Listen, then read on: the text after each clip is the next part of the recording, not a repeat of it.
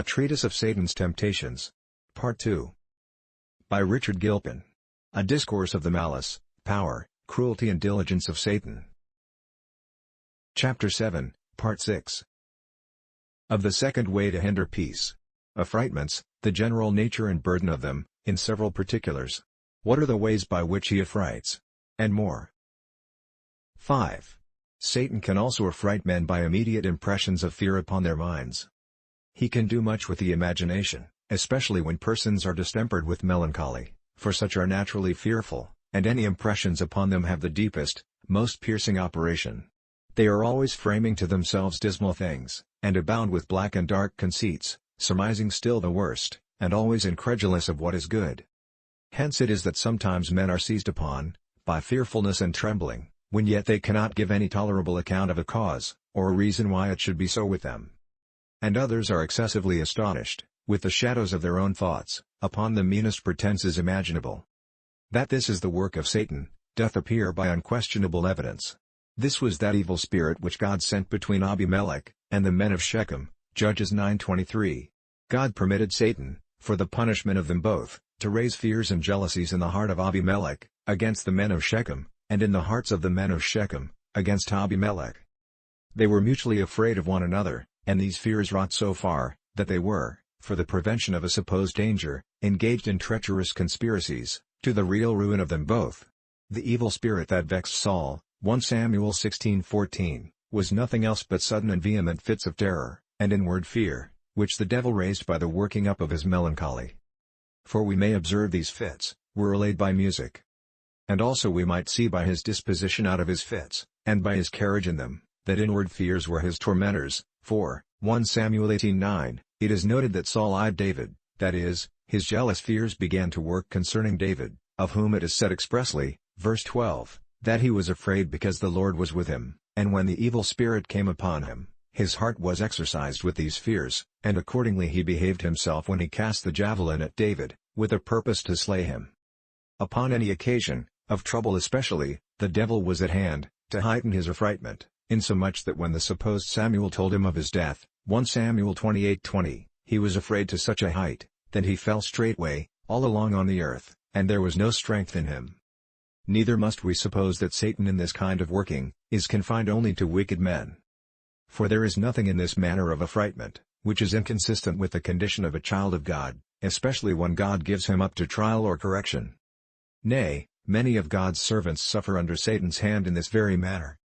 Let us consider the troubles of Job, and we shall find that, though Satan endeavored to destroy his peace by discomposure of spirit, by questioning his integrity, by frightful injections of blasphemous thoughts, yet all these he vanquished with an undaunted courage. The blasphemy he rejected with abhorrency, his integrity he resolved he would not deny, so long as he lived, his losses he digested easily, with a sober composed mind, blessed God that gives and takes at pleasure.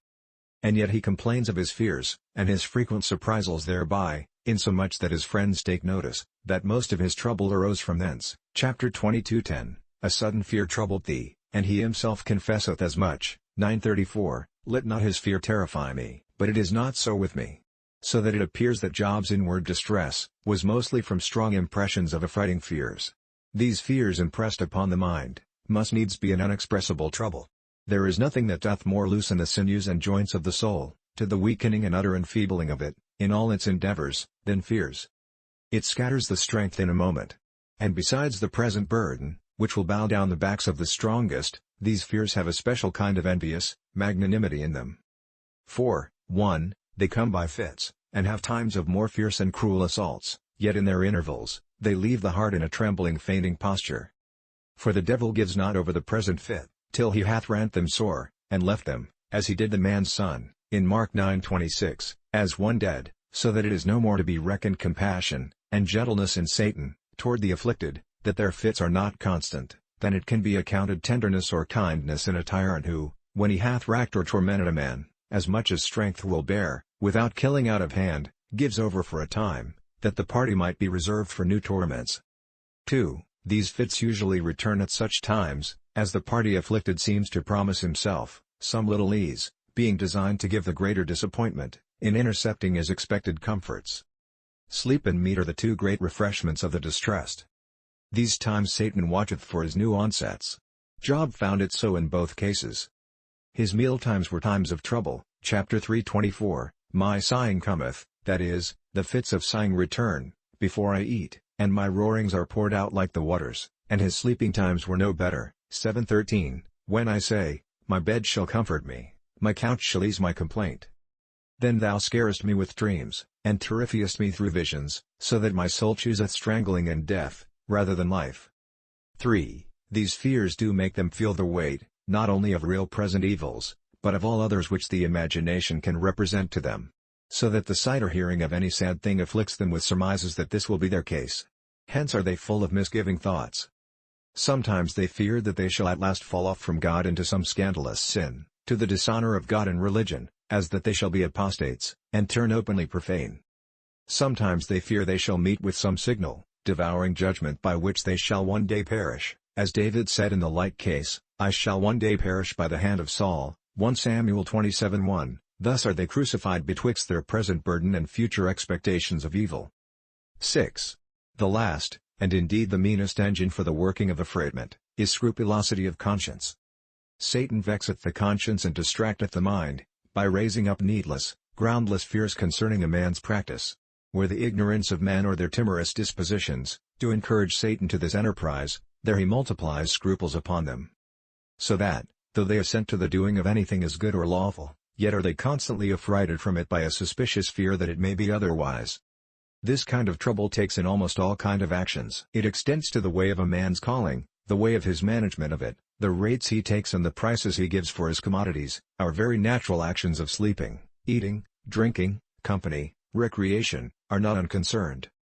In all which the devil affrights the timorous conscience that, it may be he hath offended, if he buys or sells, he is disquieted with the may be that he hath sold too dear, or bought too cheap, if he eats or sleeps, he fears he hath been excessive, a sluggard or a glutton, thus are some men molested in everything they do.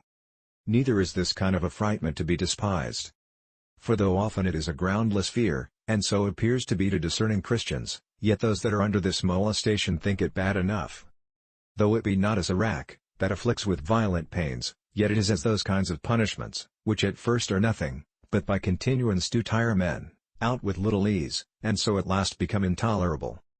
Besides, this is a multiplying trouble. For one scruple begets another, and by continuance of scrupling, the conscience grows so weak and unsteady, that everything is scrupled, and the man brought to a continual affrightment of doing wrong in every action. Neither can a man make use of the remedy that is prescribed, for the cure of this distemper, which is, that when such scruples cannot be removed by reason, then either men should forbear the thinking upon such things, from whence scruples are apt to arise, or they should break them down by violence, and go over the belly of their scruple, to the performance of their action. I deny not but that something may be done, and endeavored this way. But any may see that it is not easy for every one to do either of these. So that this is also a troublesome evil, from which it is not easy to be discharged. Thanks.